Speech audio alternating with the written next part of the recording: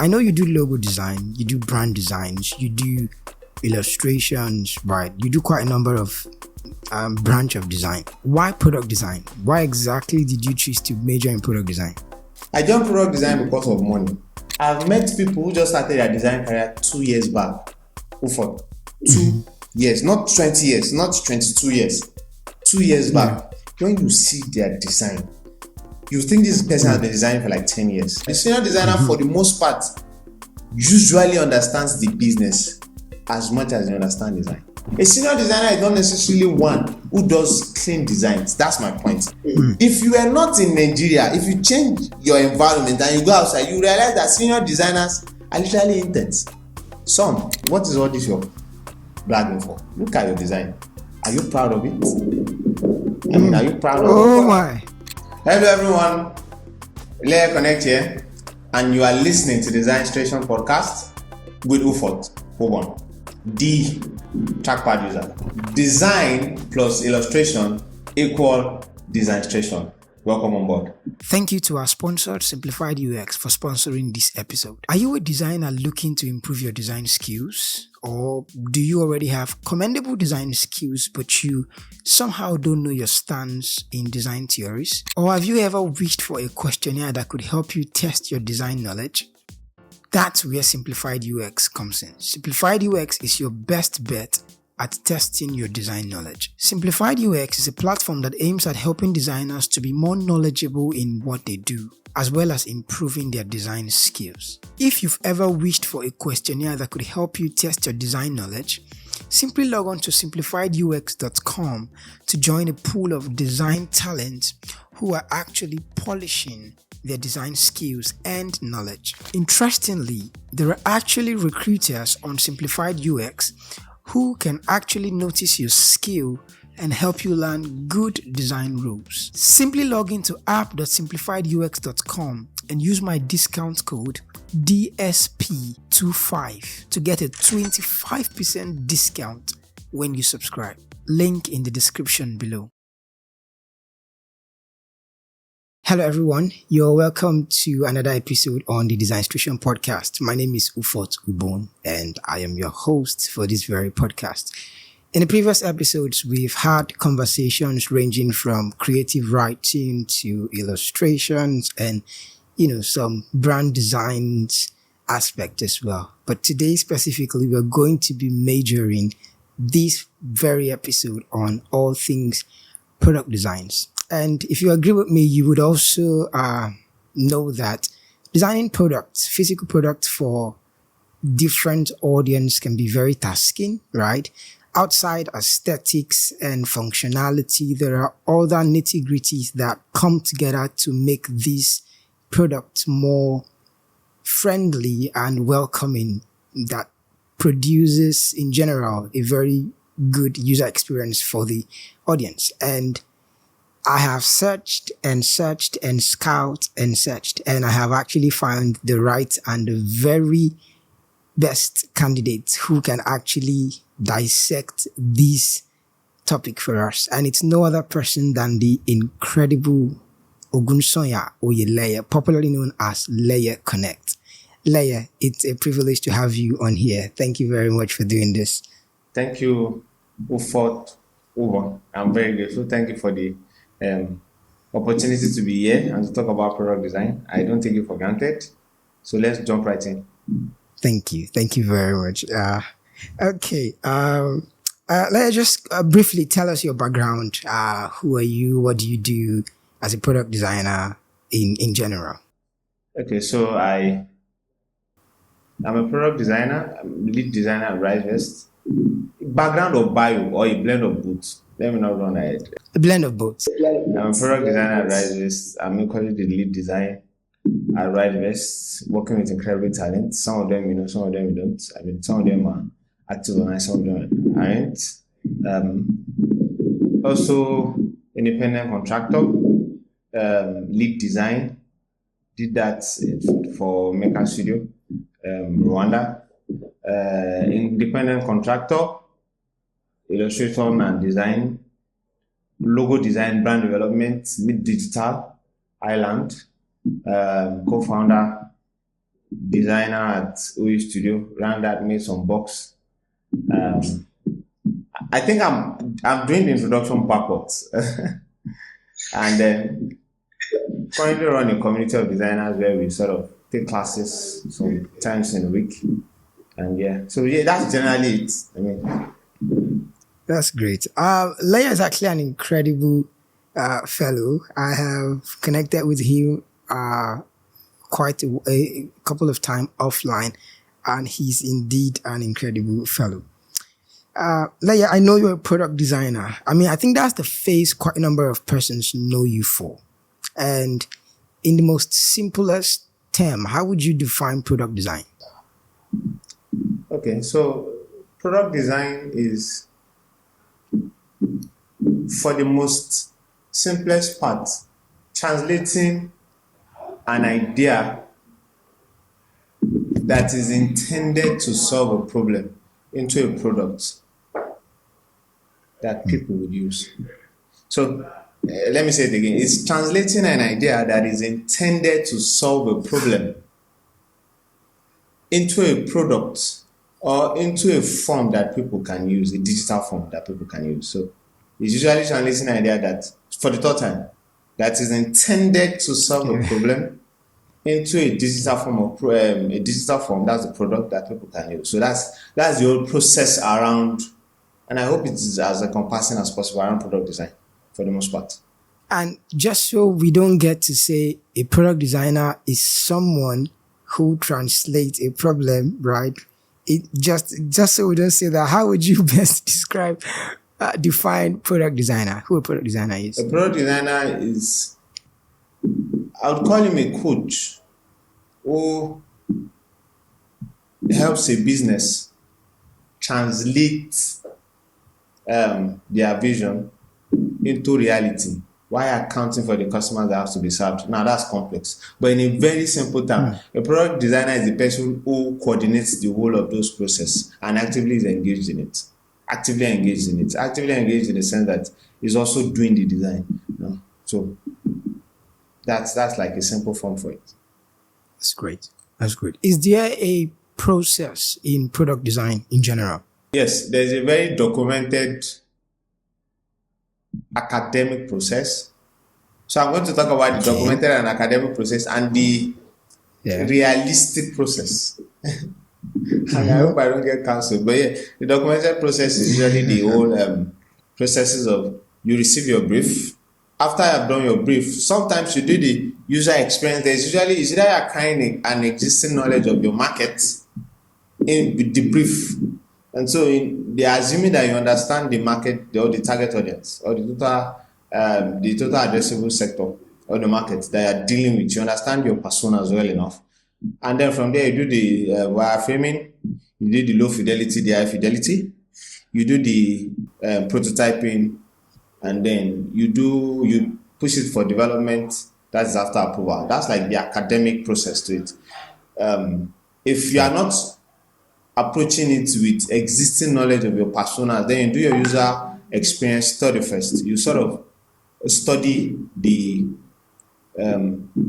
addressable market. I'm saying study the addressable market because I made one terrible error. I've mentioned it a lot of times where I designed a very fine product. It was meant to be onboarded in a banking app. Be careful around the NDA now. So it was meant to be embedded in a banking app, only for me to realize that the font size, which is great for my own kind of audience, the faint background, also for my kind of audience with my kind of eye, is terrible for adults. And it's meant to go into the pension section of the banking app, only for me to realize that most adults cannot see clearly. It was not a matter of the typeface, it was a matter of the font size. And so it was a terrible lesson for me to learn that. Just reduce all the fanfare around the design, make it plain, make it flat, increase the contrast as much as possible. So that was a very hard lesson, a very cold lesson. Why? Because I realized that I did not design with the context of the markets that this app is going to be bundled into together. So yes, that's the academic process. The unacademic process, or what is obtainable most times, is quite I don't want to use the word convoluted, yes, but yes, I think that's the best word to use. It usually is a snaky path, not necessarily a straight path with stops along the way. Sometimes the work is ready. Your own product design side is just to wear a skin on it. I mean, the technology is ready. The technology for the actual work in its unrefined state is ready. So all you are doing is accounting for all the way it works, the touch points, the partner sections, the pop-ups, and then you are designing around those constraints. And that's what most fintechs in Nigeria is about. So very, very rarely do you do usability study or behavioral analysis and all of that you learn in your UX classes. For the most part, you are designing around technological constraints because the technology you are going to stack up on from your company is already ready. And all they need you to do most times is just to design around that constraint. So that's the process for most designers in Nigeria, most product designers in Nigeria. You are just given a brief, the technology is available, spin something up. So you are not necessarily going through the process of, yes, you may still incorporate the academic process of wireframe, but I mean, every business in Nigeria, every fintech business in Nigeria is, whether they know it or not, is an existential state. So one thing they grapple with is time. They don't have so much time for you to be going through the whole, I want to take 1 week for ideation, I want to take 2 weeks, there. Tomorrow night, something should be ready. So yes, that's the proper route and the obtainable route to the process of product design. Interesting. There was one time you were on a Twitter space, and I can't remember what space it was, but you mentioned something about you pivoted into product design, like you sort of majored in product design for a while. And I know you do logo design, you do brand designs, you do illustrations, right? You do quite a number of branch of design. Why product design? Why exactly did you choose to major in product design? I know one day they will find me out. I had a feeling one day this day will come. Like I had a feeling this day will come. So yes, I jumped product design because of money. I know exactly that was the answer. That was exactly the thing you said on that space. Okay, that it was because of the money. Like no. Only that on the space, I don't think it was recorded. I don't know if it was recorded, but this one we live on the internet and people were like, so shallow. But yeah, not explicitly for money, but implicitly for money. Now let me explain why I said that. I started realizing the whole science of product design caught my fancy. And when I was working for Mid Digital, when I would like do design for them and send it, I saw a product design they did and they needed me to do branding for. Wear a skin on top of it. Not wear a skin generally, but make illustrations for. And I saw the design and I'm like, this is neat. It was quite different from what I've been seeing on the internet. So I think that was where my interest got properly formed and sparked. And I'm like, I'm going to learn this.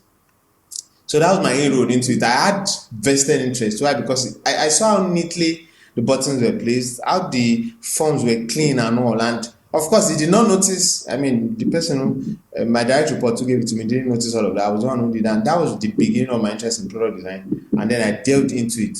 But I delved into it just to feed my curiosity, just to to slake that test of, let me see what this thing is all about. And after delving into it, I didn't take it too seriously until someone reached out to me on Twitter and said, I saw one of the stuff you posted. I'd like to do this kind of design for me. Does that make sense? And when I saw the amount he was asking me to receive, he was begging me to take the amount. I said, okay. Is this how much you guys are paying product designers? Yes. I mean, it was a very pivotal moment for me that. And another thing is I realized I use a lot less of creative effort. Now, I don't mean this derogatorily to product designers. I'm a big fan. But I just realized that graphic design is an empty canvas without rules. Product design is an empty canvas with rules. The rule sort of reduces the degree of creativity you want to apply. You can't place a button above where the touch zone is. I don't know if I'm confusing you. This is my phone. If I hold on to my phone, I'm right-handed. My thumb region is around the base of the phone. And no matter how big the phone, there's a thumb region. There's a place where your hand automatically interacts with. And that's why if you notice sorry, this is not the product class. If you notice on Instagram Reels, all the action and CTAs and functionalities are all located at the lower right. Because if you hold it with your right hand, that's where your thumb is, and your thumb is where you take action. The same with TikTok. So they all have understood how human beings behave. So they are like rules that define how you engage with this product. There's also thought target and thought zones. Like you don't go lower than 40 pixels. So there are like set rules for this thing if you are going to design by standard.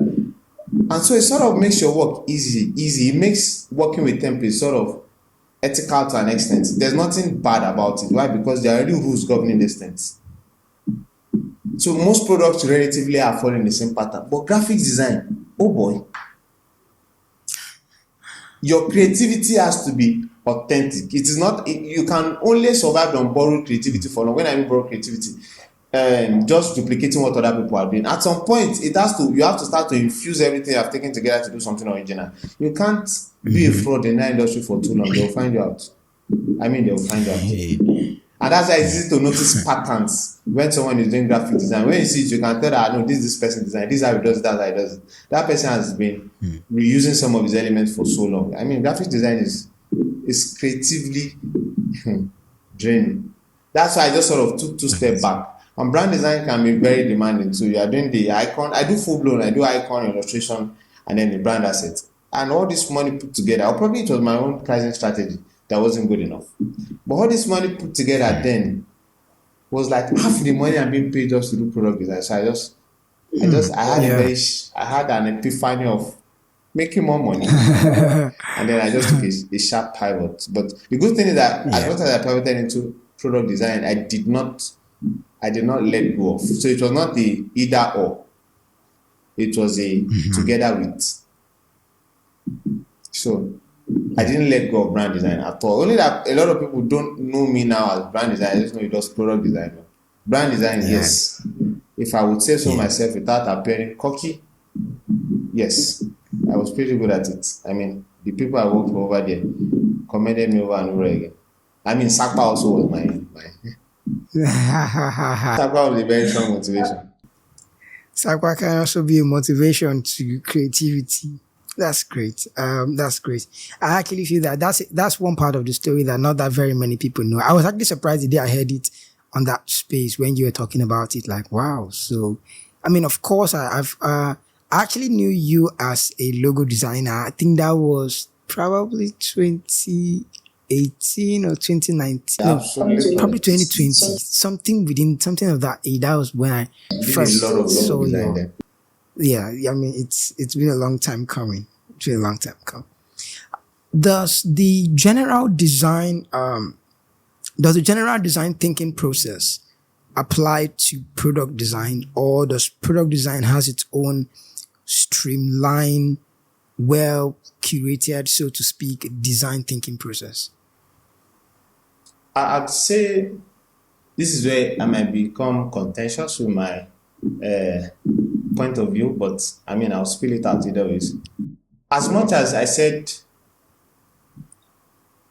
graphic design can be creatively draining, like you can't fake it. It is not just arranging things and keeping it aligned and say you are done. You have to spark interest. It's like, I would say graphic design is like a pretty girl. If you are not pretty, you are not pretty. You can't command attention. Yeah. But graphic design can be a pretty girl that is foolish. Hold on. But you see, UI UX is, she does not necessarily have to be pretty, but she must be intelligent. It is practically impossible for her to say there are a lot of products today, it's just like graphic design, literally. A lot of products are just pretty, but they are not functional. There's no points to it. That's why I said, if you remember my definition, I said product design is you are transforming an idea that is intended to solve a problem. You are not just doing the idea for idea's sake. For graphic design, most times you are trying to just communicate. It is one directional. You are trying to communicate in an engaging manner. And that communication most times is one-off. one-off or for a very limited period of time. But when you're dealing with product design, you are designing something that you are hoping would be used for a sustained period of time. I mean, people have been using GTB app for a long time. They're not designing to be used for 1 year, 2 years, 3 years. They are designing to be used by people of different segments, sector, orientation, age group for a long time. So it is not their poster designs, it is not their graphic designs. I dare say even sometimes they rebrand just to evolve with the time. It's to let you know how things can be changing, but their message most times remain the same. But product design, okay, maybe I'm a bit biased, requires a great deal of intelligence. I mean, if you're talking to a brand designer, they'll argue either way, otherwise. But yeah, I'll say product design requires a great deal of intelligence because you are not just designing things that are static, flat, and just up there in the face and creating emotional responses. You are creating something someone will use, something someone might put his life funds in or his pension funds in, his life savings. You are, in fact, going to be, if you are not careful about how you go about it, you probably may be very, if you are careless with how you handle your product, you may not just lose customers, you may kill customers. There was one funny gist I was having with a friend a long time ago where I was saying the engineering had a problem with what's it called? The balances on people's app. It was a fintech that was trying to hold people's money for pension. They were trying to optimize for wealth fund and all, to be a wealth fund. And I think 3 zeros were missing on everybody's balances. Someone who was hypertensive woke up in the morning, checked his app, saw what was there, and just passed on. I mean, gone too soon. Wow. So you sometimes don't lose customers. You end up literally losing customers. I mean, literally. I mean, the person is lost. So product design requires, especially when the product design is in fintech space, you can't.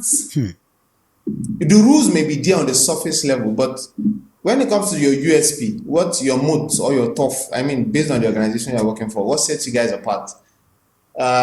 What gives product design its own niche is that some sort of intelligence has to be displayed. You really need product designers that are not smart. You can't. So the thing about being a graphic designer is your creativity has to be on a hyper level. I mean, it's self-evident. We see them always on the timeline. But being a product designer, your intelligence, you have to display brilliance and intelligence. I know they are not the same thing, but yes, I'll say brilliance when it comes to design, intelligence when it comes to understanding how the design should go about. I don't want to just go in the way of semantics and confuse the prospective people who see this video. But yeah, like brilliance in how you present the design, intelligence in how you go about the whole process and stuff. Accounting for human errors, accounting for the fact that this person may mistakenly click delete and he may not mean it. Accounting for the fact that you want to intentionally introduce friction so that it should not just be easy to withdraw your money easily without notifying you through email and stuff, without asking for your PIN, without asking to confirm PIN at some instances, without asking that I want to use your authentication app. If you don't do it like that, if you don't introduce friction in those instances where money is about to leave the platform, anybody that roots your phone will probably be able to withdraw. And it's because the withdrawal process is seamless, it will take time before you notice. Now, like third-party fraud, understanding how fraud goes hand in hand with your design, like understanding how fraud can happen, the loopholes in the design, how a lot of people are bad actors and will take advantage of. Like there's a lot of qualitative thinking that has to happen in your process. So you can't fake being intelligent as a product designer just as much as you can't fake being thoroughly creative as a graphic designer. So those are like the pros and cons. Wow, that's pretty much detailed. I love the examples you also brought about. It's pretty much detailed. There's something I want you to clear for us, right? Aside the pronunciation and aside, the different way it's spelled, if there is any, is there a difference between a product designer and a UI UX designer? Okay, I think it's a matter of semantics. It's like saying, is there a difference between engineering team and developers or engineers and developers? Yes, there is, but most times we just use them interchangeably. So most times, some product designers actually design physical products. Okay. Like they design actual products you interact with. They craft it out. They go into Blender and design the product itself. And And then UI UX is primarily digital, user interface, user experience. Then most times and most likely don't do physical product design, like designing in Blender, designing in Spline. That's how I perceive it. And so but in Nigeria it is used interchangeably, just like everywhere else. Let's say product designers, they are all products at the end of the day. Some products are digital, some products are physical. But I can say product designer can be both, but you are a designer doing product design, like doing actual physical product design, no longer just UI UX. It's now product, because you are designing what people can, the six senses can interact with or engage with. That's interesting. I like the way you put it. Who heavily determines the design direction, the product design direction of a particular product? Is it the client? Is it the audience? Is it, the target audience? Is it the designer? Who really influences and clouds the judgment when making decisions for the direction of a product to be designed? This question is tricky. It's tricky not because I don't have an answer, because the answer is multifaceted, it's contextual. The answer is like a bunch of banana. They are all valid. And it's just, I have to present it like that. So in an ideal case, the users. Okay. The users. In an ideal case, again, just taking note of what I'm saying. In an ideal case, the users determine. We were meant to run a loan recovery design. I even started the initial work. So it was the platform is to help the microfinance bank that was giving out loans to farmers, help them to be proactive, not reactive. So it's not when people are defaulting on loan, you start to go after them. You start to notice patterns of people who are likely to default on loan before they default on loan. So by seeing how much they pay back monthly, if you are seeing someone that has missed 2 monthly payment plan out of 12, you already know that this person is likely to default. And so you start taking necessary step. Now, I was already starting to design beautiful interfaces, not knowing that the farmers who are going to use this don't have smartphones. For most of them, they were using GSM lines, like they did not have smartphones. So what we have to design for them is a process for USSD code for them to run their payments, not an app for them to install. Because majority of them were on USSD. So understanding that just changed the entire direction for me, that if they are going to make repayment, they are not making repayment on the platform or on the website. It has to be run on USSD codes. So my design was for USSD code flow. So that really gave me insight into how you cannot just design independent of your users. It's practically impossible. But when your users sort of check multiple lines, multiple boxes, and use basic technologies like this, the miniaturization of technology has made access and affordability of devices very easy. So largely everybody is on a smart device these days. So that sort of levels them. At that instance, after you have factored it in, your Oga decides the direction.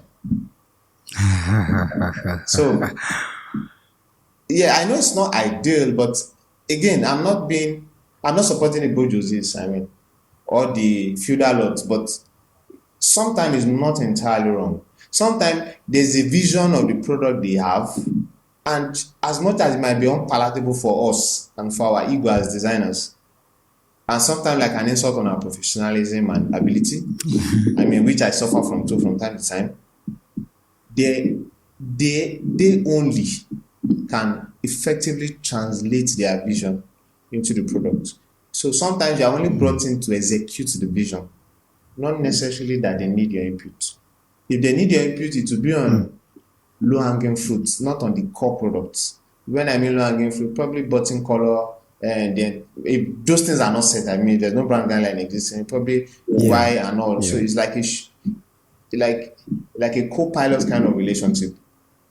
The authority is shared on decision making. So, but generally in an ideal situation, the users followed by the owner or your Oga at work, like your boss, and then finally you are the one who puts you are the one who's doing the design. So you get to sort of make some design decisions and you defend it depending on where you work. But for most part, the users, it is in very rare occasion which is becoming obtainable here in India that is just your guy doing the whole decision from get-go. Like, he is both the user and the decision maker. That's a very not ideal situation. I don't subscribe to that one, sir. That was a very, you played the safe zone card, and that I was, did. and yet it was still very richly packed, and truly, yes, I love how you do it.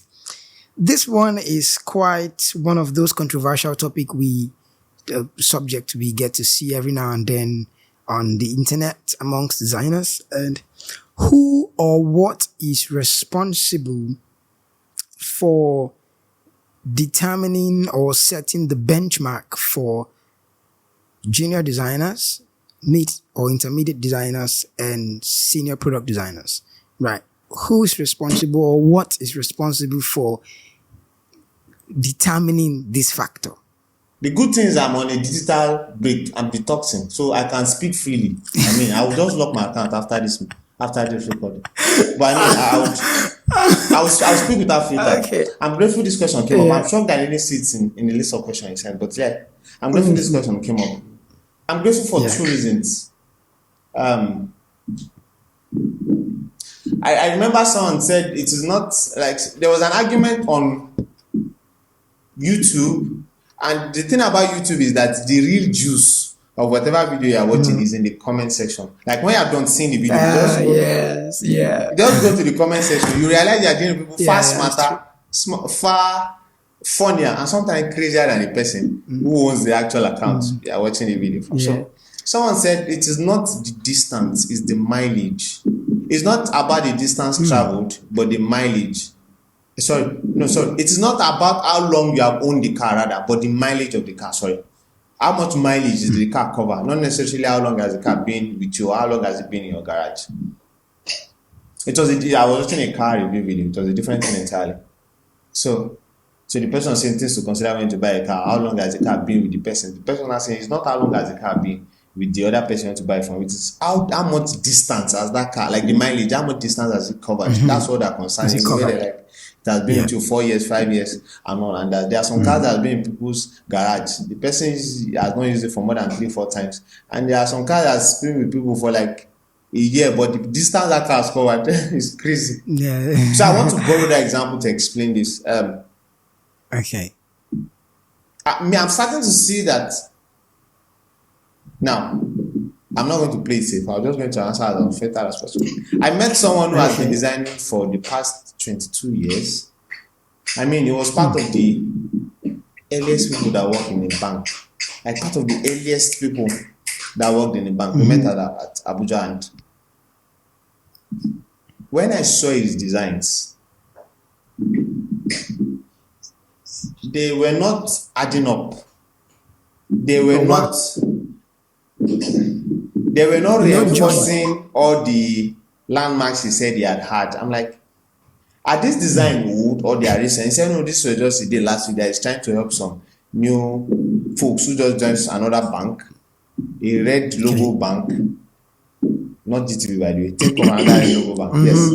And he wants to show them the in and out. And I was looking at the design, I'm like, so that kind of person, you can't call him a junior designer.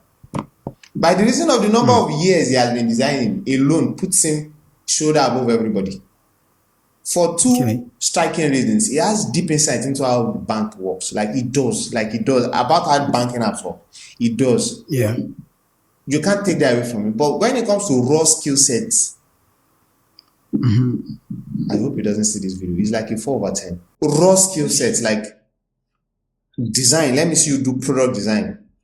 Is a 4/10. Like there are some basic things I think 22 years should have covered. Like alignment, like let me not go too deep. So that, I mean, I've met various persons like, so they don't specifically know what I'm talking about. Okay. Raw skill sets, it wasn't. So that person is senior designer, no doubt, but he's more of a manager than an IC. IC is individual contributor. Individual contributors are incredibly good professionals who usually don't lead the team, but they are like authorities in the team. They're like their opinions are weighty. When they say, I don't think we should do this, most times the manager doesn't argue. So they're called MICs. They are people who have demonstrated competence and contribution in an industry or various industry over the years. So I would consider him more of a manager, a design team manager. Design team managers, I don't place them under the responsibility of they have to know how to design most times. Just know how to coordinate and understand people. But for him, I would consider him more of a manager than an IC from what I saw. But you can't take away the fact that he's a senior designer. You can't take that away from him.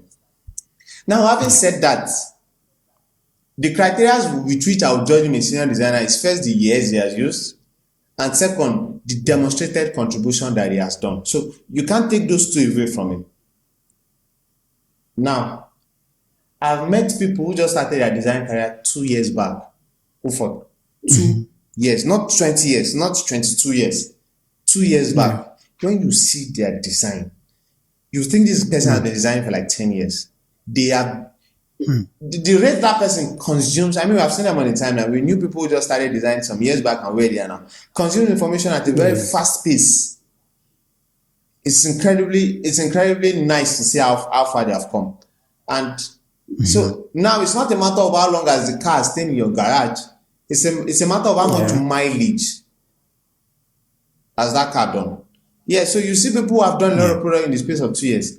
Granted, it still might not have a robust understanding of the industry or of even design as much as the person who has worked 22 years. But if you take those two people out and show just their work, and they ask you that who would you consider a senior designer? Everybody will literally say the guy with more crispier work. But it is possible the guy with the crispier work is more of a mid-level or junior designer than a senior designer.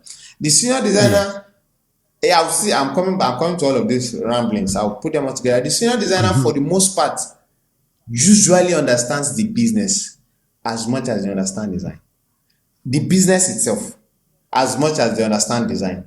And for good reasons that I might not be able to mention the reasons, they are also able to work with greater constraints than a regular designer would. And another thing I would strongly say is that they have demonstrated contribution. Like they know, they are the kind of people who, once they see a design, they can tell that this thing won't fly. And it won't fly. It's fine, but it won't fly. And they're already giving you use cases you did not account for. You couldn't have accounted for those use cases because you do not have the experience. It's quite impossible. So they have made a lot of mistakes. I mean, and so when they see some designs, they'll be like, the trend may change, but the people who are using it don't change. The fundamentals around them don't change. So a senior designer is not necessarily one who does clean designs. That's my point. All this my rambling is to come to the point of, if you look at a senior designer, for most part, it is not people who do clean design. People who do clean design, I would effectively box them into the taxonomy of mid-level and junior. The people who don't really do design for the most part, but are able to help coordinate design teams, look at the design and tell if the design will fly, and are able to look at the design and tell you that this design is trend, it will go out fast. I can only categorize them into senior design, and they usually have grown with the company. They have vested understanding. I mean, they have proven understanding of the sector, if their business or their workplace is in, for the most part. So I will not make the error of saying a senior designer is one who does clean design. No. As per the number of years do they need to take to become senior designer, maybe I may not look at years. I might just look at proven track record. Just maybe I might not look at years, because design is quite unstructured. The problem with trying to place structure in it is where it all breaks away. I'm saying it breaks away because it is not neatly classified into cadres like civil servants. You have to have worked 5 years before you can be promoted. You have to have worked. Someone who started design 2 years ago that demonstrates competence and contribution, proven competence and contribution, can accelerate his design career faster than someone who has been there for the past 10 years. So it's usually hard to neatly classify based on years. It's hard, especially for an unstructured field like design. When I say unstructured, the promotion and pattern growth, exception may be for big organizations like Google and Microsoft. They have properly laid out paths to becoming a VP of design. You can't jump those steps. But for most places, even in the US, the UK, and even in Africa here, it's usually not really classifiable. Now, the flip side. Now, I've explained senior designer, and I hope that as much as I did a lot of ramblings, you can make sense of everything I said. Now, let's talk about mid-level junior. The problem I'm seeing is it's a problem of semantics, tags. We like tags. I mean, someone who started designing well and realized that people like his design a lot can just suddenly wake up one morning and start to accord himself mid-level designer. That's it. Like, don't call me junior designer again. I shall no longer identify as junior designer again. And boom, he starts to call himself mid-level designer. And that person may not be wrong. That is what makes it tricky. That's why I say I'm going to talk in such an unfiltered manner. So, if you have made it to this part of the video, I congratulate you. But let me explain this part clearly. And the part I want to explain clearly is, the reason why I said that person may not be wrong. If in a class of 10 students, someone comes back home and says, I came back 7th position, will you be happy? Yeah. No. No. Typical Nigerian parents. Yeah. No. Now, in another class, probably that's JSS 2A. Now, JSS 2B, someone in a class of another 10 students comes back home with 2nd grade, like is the 2nd in the class, 2nd position, will you be happy? Yeah. Well, yeah, to some yes. extent, yeah. But this is where it becomes tricky. The person who scored 7th position, it may be that from the 1st position to the second position to the 7th position is just a difference of 1 over 100. The first person scored 100 over 100. The person who took 2nd position scored 99, and the person who took 7th position scored 93. But because they are not more than 10 and they have to follow the order of score, you are the 7th. Yes. The person is finding himself in an area where he's dealing with competencies that are equal to or greater than his. Yes. Now, but the person who came 3rd the person who comes first in his own class may score 50. The person who came 2nd may score 40, and him probably 35, and the rest failed woefully. But I mean, he's still the 3rd person who came highest. Yeah. So you see how so if that person gets home, they'll say, what's your score? Sorry, what's your position? He says what? Position. 3rd. Yeah. If they ask the other person what's your position, he says what? 7. 7. But 7, sorry. But by the time you check the actual score, by actual score, who is worthier to be called the 3rd position? Who is worthier to be called the 7th position? You switch it. You have to switch it. Yes. That's the point. That's the classic example of what goes on, especially in Nigeria. The person you are comparing yourself with that makes you consider yourself a senior designer is probably just starting design. If you are not in Nigeria, if you change your environment and you go outside, you realize that senior designers are literally interns. Some. Baba, you still need work to do. You still need work to be done with your design process. Not even junior. They are usually interns somewhere. So if you increase the standard with which the yardstick with which you measure your design competence, you probably will not be in a hurry to use tag on yourself. So that's my answer. And that answer applies to both mid-level and junior. A lot of people tag themselves by mid-level and senior. And if you ask me, your journey is just barely starting. You don't need all these titles. Sort of change your environment. If not, if you're only around people who are barely starting design, or people you are teaching design and don't know jack about design, they'll tell you, they will hype you to the moon. And I don't trust Nigerian designers like gassing you up. Bro, you can post nonsense on the internet. Someone will tell you. I saw a comment. Someone said, all up on flames. Exactly. So what is all up on flames? I saw the comment first. Before, and I followed the person. I saw the comment. So I had to click to open the tweet that he was commenting on that. And then I realized, people are not telling this guy the truth. All up on flames, babu.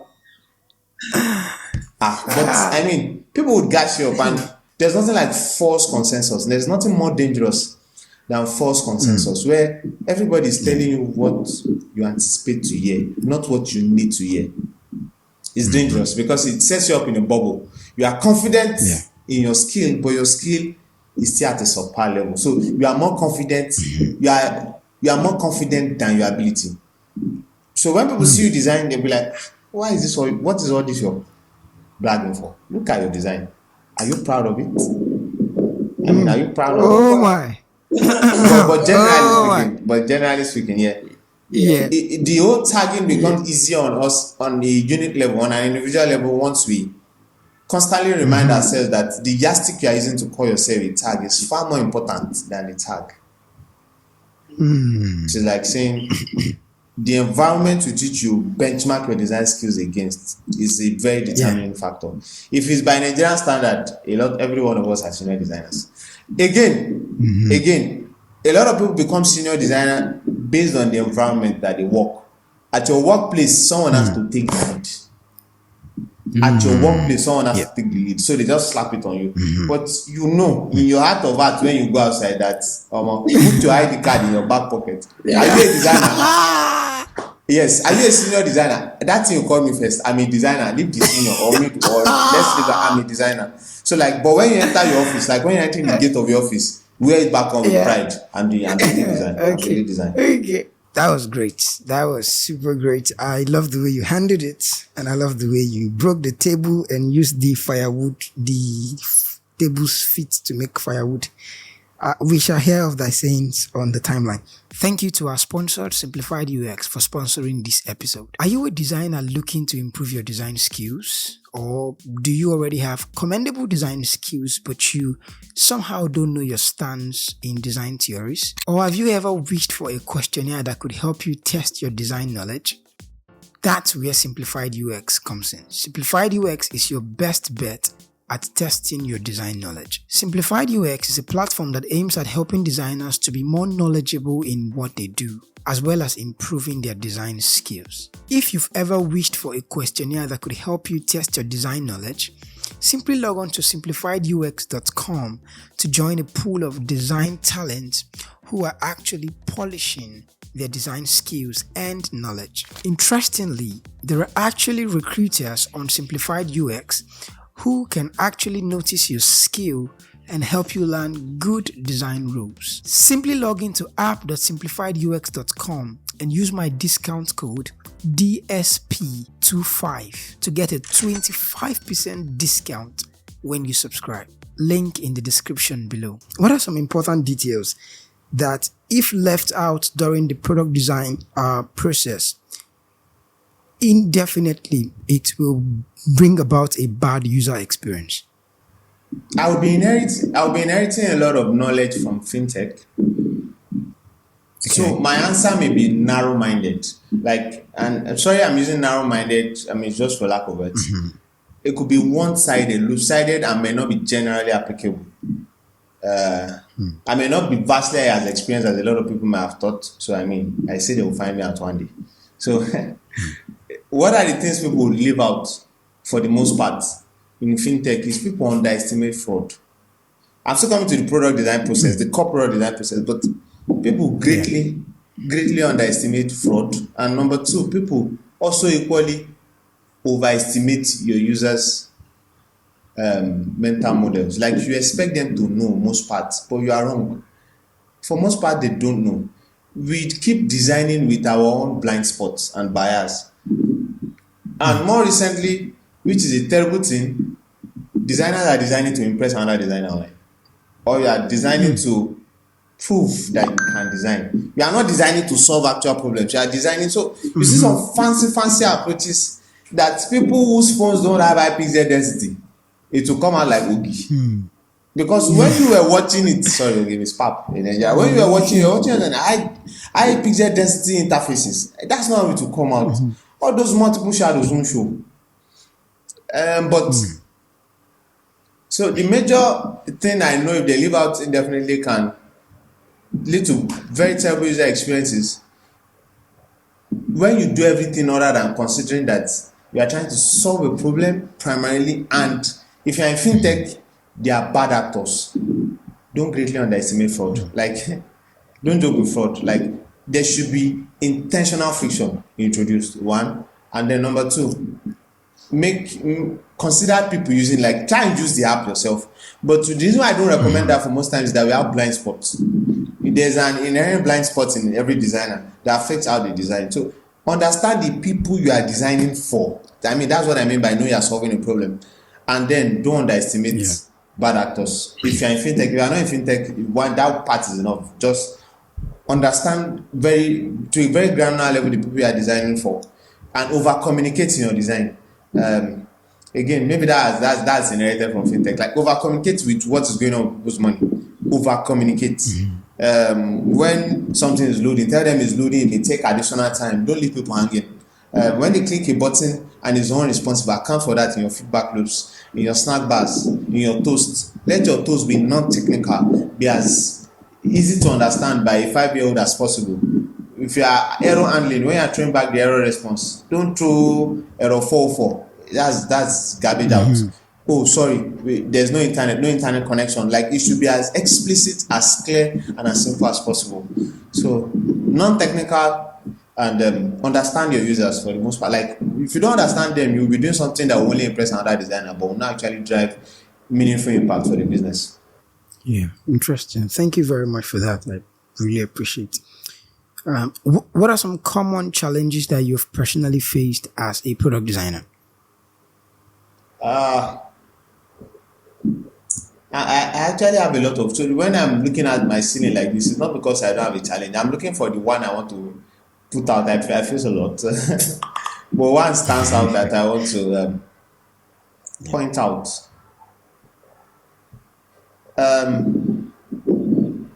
It's something I've noticed that is recurrent, and it is that for product design, it's the impermanence of our work.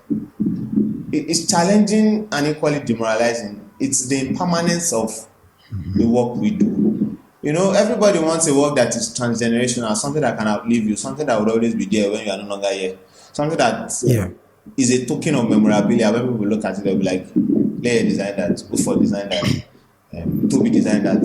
It's something you want to leave back, something like a legacy or some sort. But even while you are alive, 1 month after your work has been pushed out, 1, 2, 3 updates has changed the entire look. So, one of the greatest challenges I face on a very philosophical level is the impermanence of everything I do. I mean, the work you did last year, the company is no longer existing in the coming year. The work you did this year, a new designer has been brought on board, has pushed better striking updates than what you did. The work they are calling to come and do tomorrow, it's very likely that it may not put through. Even if it pulls through, in the space of 2-3 months, maybe the company grows or they become better, or worst case they pack up, it's all gone. So it's the entire one regulatory bottleneck, and they can't move forward, and they can't launch. It's the whole impermanence of the work. On a philosophical level, it's sometimes normalized. That's why I said, if push comes to shove and this economy was since, I'll just go back to teaching. At least you can always point that I taught that boy. You can't take that away from me. I'm a teacher. So every teacher has a token of themselves in every other person they're able to communicate knowledge. But yeah, that's on a philosophical level. On the actual product design level, the challenges I face from time to time is disparity in context. So it depends on how you are working and who you are working with. If your client gives you full autonomy on the work, it's a problem most Nigerian designers face in fintech. You probably are just you are an execution section. Your idea is not necessarily needed. If your idea is needed, it is more or less in the execution part, not necessarily in the how it all fits together. So there are levels to it, there are layers to it. On a very low level approach, you are really not valued as much as you think. Even down to flow sometimes. The flow has just been designed. You just can put a skin on it. Sometimes it can be very, very demoralizing. I'm like, I think there can be a cleaner flow. I'm like, that flow. You go and work on it. So I think it's a very general thing among designers. I mean, we are used to it. It can be demoralizing, and that comes from how you work. So for most part, I've explained a lot to people that when you're working with, it's the same thing when you're working with a client. Is there a place where a client gives you full autonomy, creative authority on the design? And then there are instances when it is shared. The autonomy is shared, meaning that the creative authority is shared. You both go over it, think through it, present and defend, and explain why and why. And you'll be like, okay, I saw something like this. I'm thinking, I don't know how you can incorporate it. I acknowledge it as saying, yes, you can run with it. No, I don't think we should run with it though. Maybe review it first. So there are instances where it is shared, and there are instances where it's just instruction based. I do know what I want. I have done the flow. I have done the initial sketch. Just help me design it. Yeah. So those are like the three neat buckets I can put it into. For most part, all Nigerian designers are usually in that last bucket of we already know what we want. Go and execute. Yeah. So yeah, it can be very demoralizing because it takes away the whole excitement of trying things out. The only excitement you have is the excitement of changing the button style. Yeah. Sometimes we want to go as far back as the flow. But again, it's not just the client or your boss or your direct report. Sometimes it's the technology you are stacking on does not have alternative. The technology you are using as that you are going to be using to power your product. I said when you go from B, you go to B, from B to C. You can't change that step because people don't have alternative.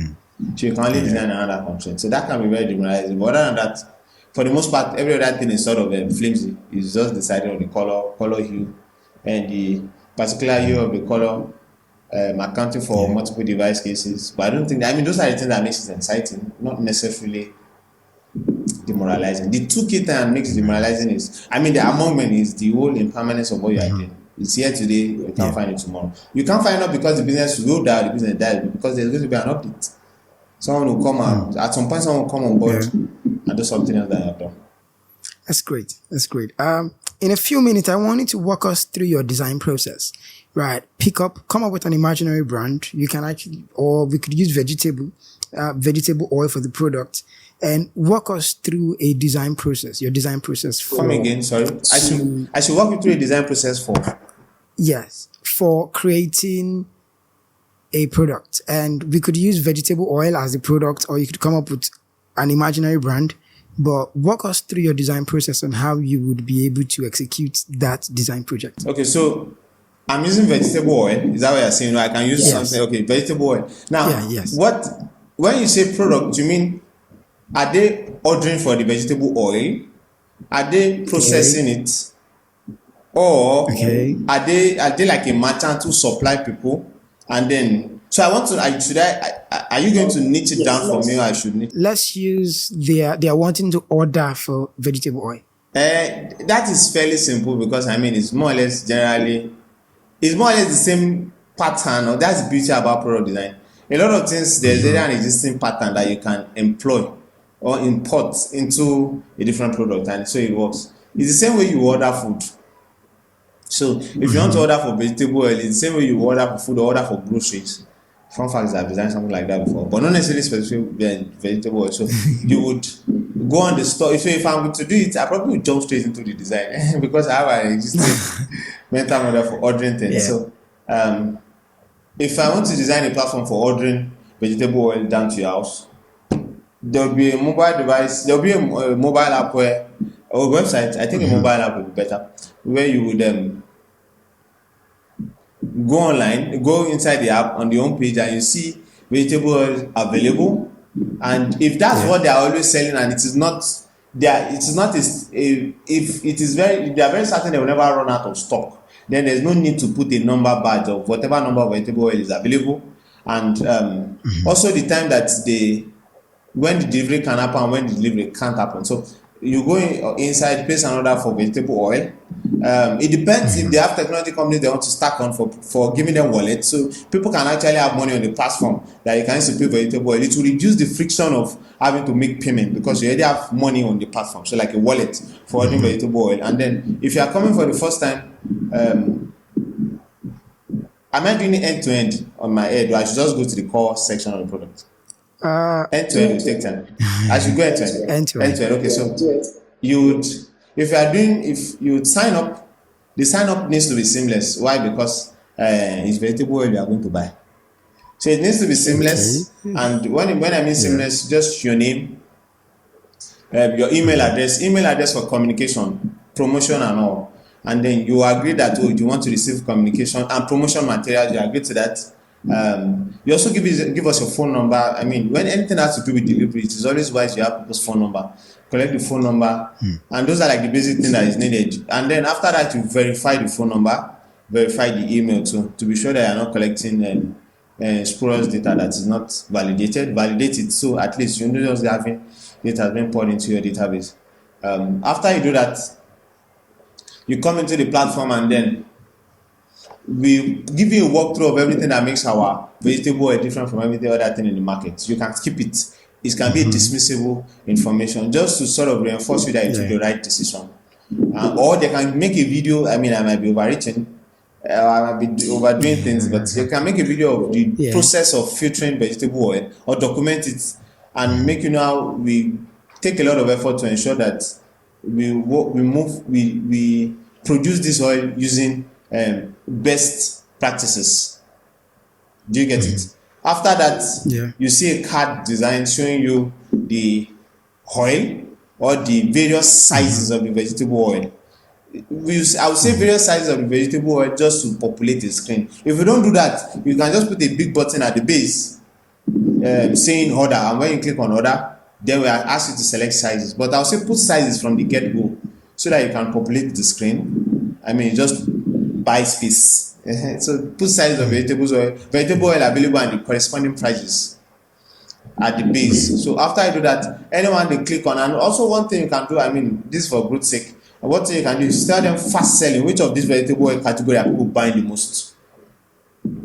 So you can put a tag on fast selling or quick movers, the one that is selling, and then you can also filter it out. People want to buy vegetable oil within a certain budget range, or you can they want to make a custom order. So it might not necessarily be that the vegetable oil they want to buy is all the ones listed. You can also account for that. So anyone they select, you click on continue, and then they select the number of the units, that vegetable. How many pieces do you want? Is it one? Is it two? Is it three? And then while they are doing that, when they click on OK, you show them the delivery cost that comes with it. If you have a physical store where they can come pick it up, yes, they can select that. Oh no, they are coming to pick it up. They are just paying. They are placing an order that they want to equally pay for, and then they place it. And then if it is still within the period that they have not closed, that is if your dashboard or your admin dashboard allows for automated email responses, which it should. Like that. So the next business day, if it is not within a week, if it's within a weekend, the next business day is when you come and pick it up. Just come with the printed receipt that is going to be generated and sent to your email. Do you get it? Or that you can download after payment and then come and pick up your oil. Or if it is that the person is making an order for delivery, you tell them that within the next business day, if they are not getting that same day, except they work on weekends, they will get it within the next business day, or they'll get to that same day if it works. So they click on I've gone too far, let me come back to where I was. So when they want to place the order, they click on pay, and so they can pay with a wallet on the platform. That's if the platform has a wallet. If the platform doesn't have a wallet, then it means that they have a payment gateway partner. It could be Flutterwave, it could be Paystack, it could be GT, it could be Access, any of these gateway partners. They partner with them, and then you can pay with card, pay with bank transfer, and all. I mean, that's the technology side of the partner, not on our side. So after payment has been done, you generate receipt and you come and pick it up within a stipulated period. Whether or not if the person likes it, I don't think anybody should. You'll be hurting your business when you start to put penalty for late pickup. So they can come and pick it up whenever they want. So that's where packaging comes in and branding comes in. A token of the business that can be interacted with. So you put a barcode around whatever nylon or whatever paper bag they are putting it in. So with anybody scanning that barcode can download the app and also place order on it. And then I don't know, but from the app, you're also going to encourage people to give rating after they make their purchase, and then it is done. They also have to check that they have picked it up. Like you have to click on it that order has been picked up. Admin is going to check it on the end. You also are going to check it on your head. That's just to ensure that there's no fraud going on. That workers are not taking orders that have not been picked up in good time. So you acknowledge you have picked up your order, and then after that, you should trigger a rating system that how would you rate your experience? That's to help us refine the product. What were the frictions you experienced? What were the problems you experienced? Feedback, good or bad, let us know. And the product is further refined from there. And then there's always there will be nudge from time to time to allow for push notifications. So Black Friday deals, instances where we just got a new supplier for our raw materials for oil, and so oil is going to be cheaper. You can place an order ahead of time and things like that. So yes, push notification should be required of that, but it doesn't have to be yellow, sha. I mean, from the core product design, it doesn't have to be yellow buttons, but you can make yellow buttons if you want. I'm just saying that when it comes to core product design, it can be pure black, it can be any color other than granite oil color or palm oil color. It can be any other color other than that. So yeah, but that's how my normal walkthrough will look like. I would itemize the flow out if I'm to design it. I probably jump on design. The flow is already like I'll definitely be looking forward to it. Definitely be looking forward to it. Definitely. This is brilliant. I really enjoyed the flow, the process, everything. I was trying to visually see it in my head, and it was seamless. It's beautiful. It's beautiful. Lastly, I want you to quickly, briefly talk about A/B testing process with respect to product design. So, A/B testing process is when you have two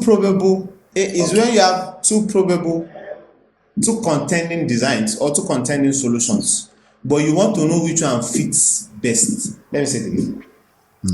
Two probable solutions, but which one fits best, or which one fits better? Actually, there are two. So which one fits better? You don't do A/B testing on things and when that one is clearly wrong and the other is clearly right.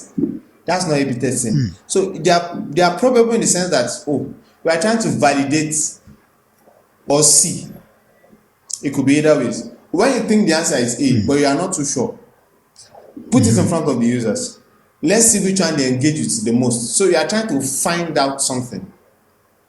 You are trying to confirm something, or you are trying to see if it works. So you have two probable responses, or two probable solutions. You want to see which one fits better. So for example, and sometimes you do A/B tests for areas where you don't have context, or where there are gray areas where context is completely lacking. Let the user decide the direction. And it's one funny way to end contention, by the way, especially among departments in an organization.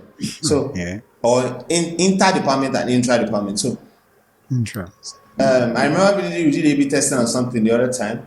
It was using a button text, or just a button. A text that is hyperlinked. This text with blue color. Yes. Or just actually putting a button there.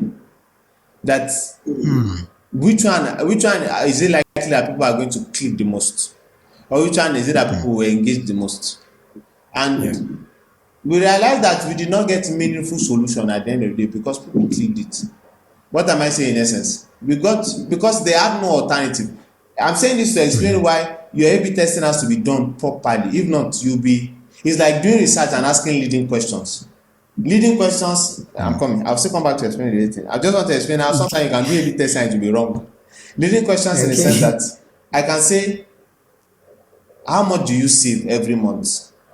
Saving is a virtue. Even if you don't save. But because I have led you on with the question, how much do you save? You will give me an answer.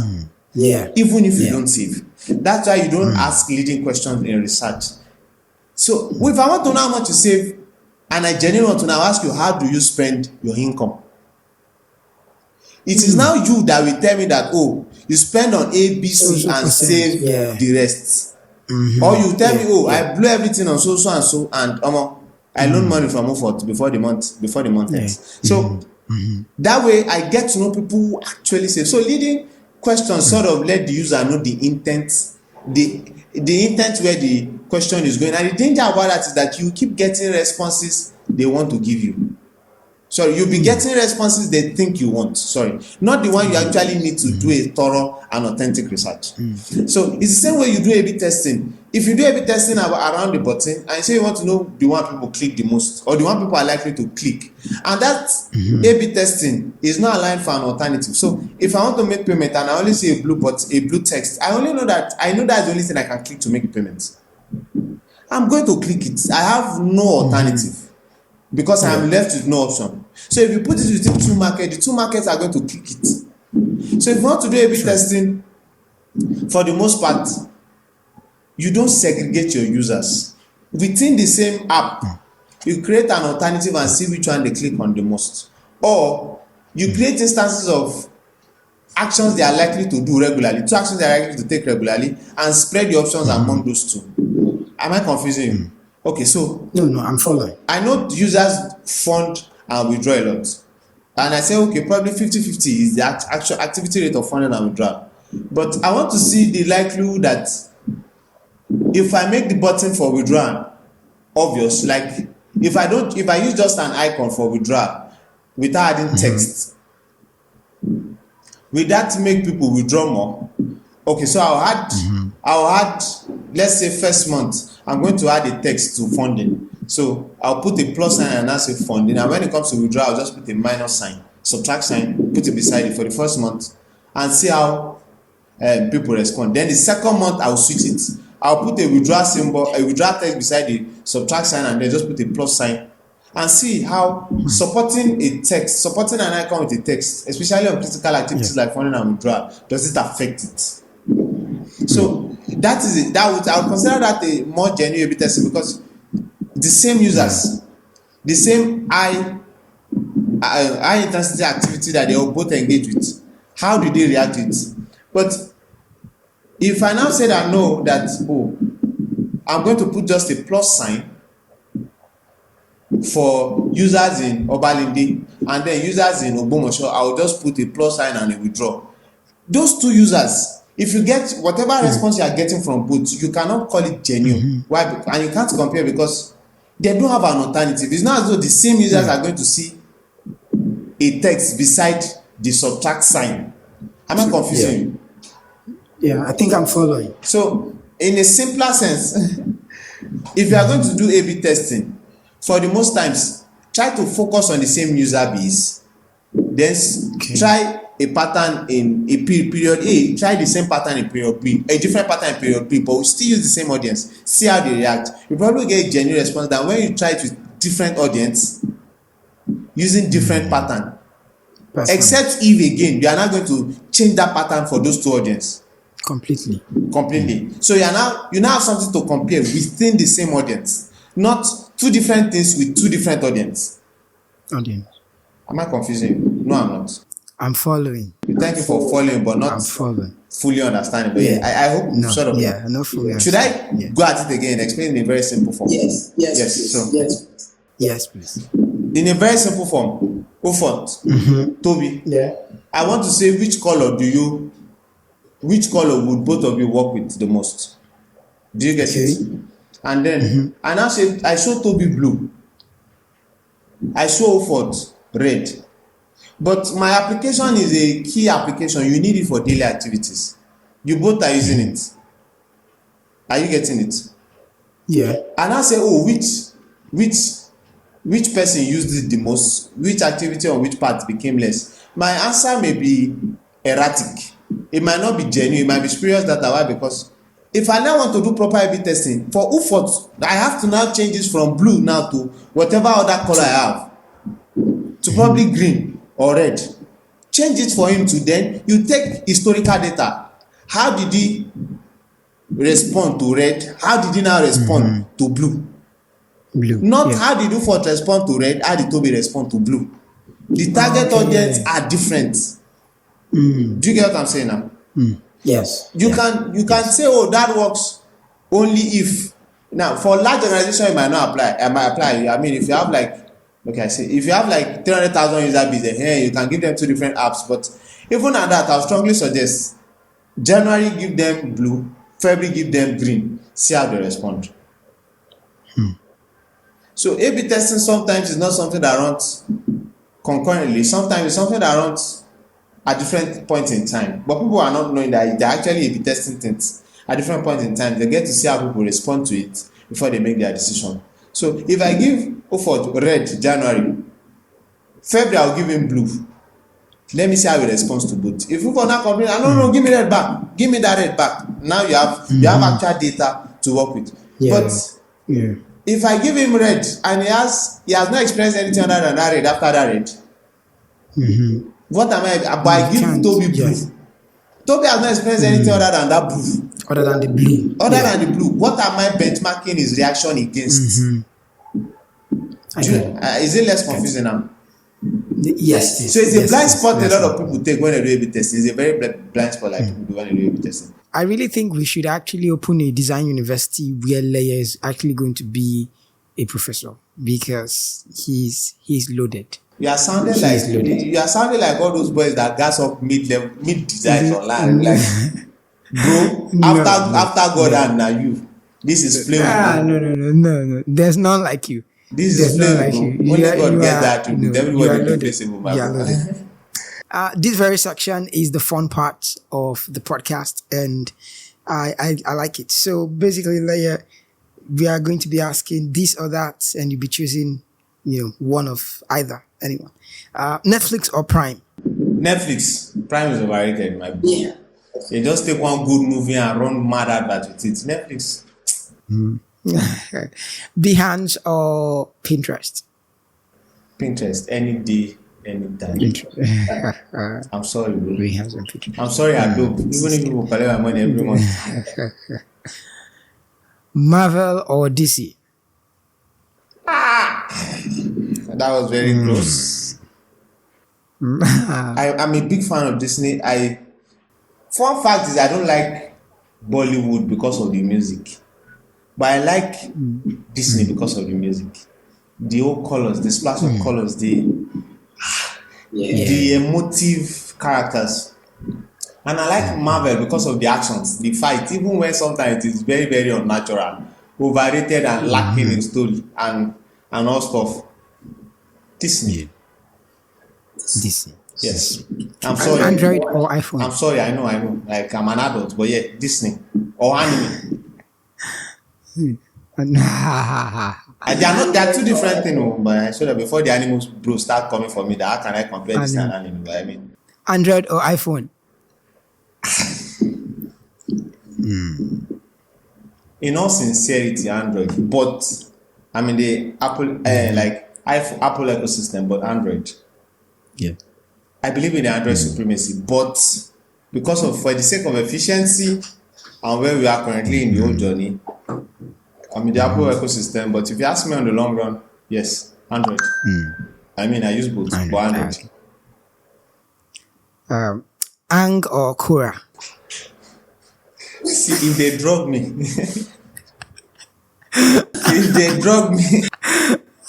I will still answer that question. It's so Ang. Okay. I mean, someone did justice to her. Someone said she was an opportunist who was able to use she was just someone who was available to use the avatar state. That she's a fraud. Typical fraud. Ang. Mouse or trackpad? That one is not good.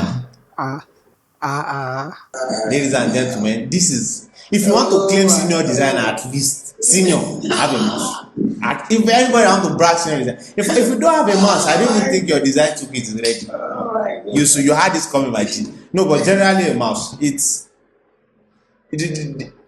for health's sake, your trackpad puts you close to your laptop, and that's why most people can't do without blue light filter. That proximity is too much. I mean, you're using a trackpad, but you can afford to stay back, hold your mouse, and design. You can't do that with your trackpad. So even banter aside, I strongly recommend the mouse. Plus, there are some design softwares that are better handled. I mean, if you want to use your Blender with mouse, with trackpad, there are some design software that, because of the precision touch, I strongly suggest a mouse. Plus, a mouse gives you something to hold. I don't know. Like, but no, Alasha. But yeah, I answered. Mouse. Leye is currently a guest on this podcast, so let's no violence shall be permitted for now. Yes, no violence. No violence shall be permitted. Yeah. Leye, tell us a design joke. That caught me off guard. All the ones in my head are the popular design joke. I want to tell a design joke that I stole on the internet before I went on my digital detox. I'm going to say it, and I don't care. I'm shameless. So I took a photo of someone at the shop. So when she asked me for a photo, I told her it is still at Photoshop. No, I messed up with it. That photo is in Photoshop. It's in Photoshop. It's still at the Photoshop or something. Oh my goodness. Oh my goodness. Okay, that was slick. Yes, That was slick. it has to be That was slick. The owner is listening. It has to be slick. That was slick. Thank you very much, Leye, for being on the podcast. I really appreciate this. Thank you. Design plus illustration equals Designstration.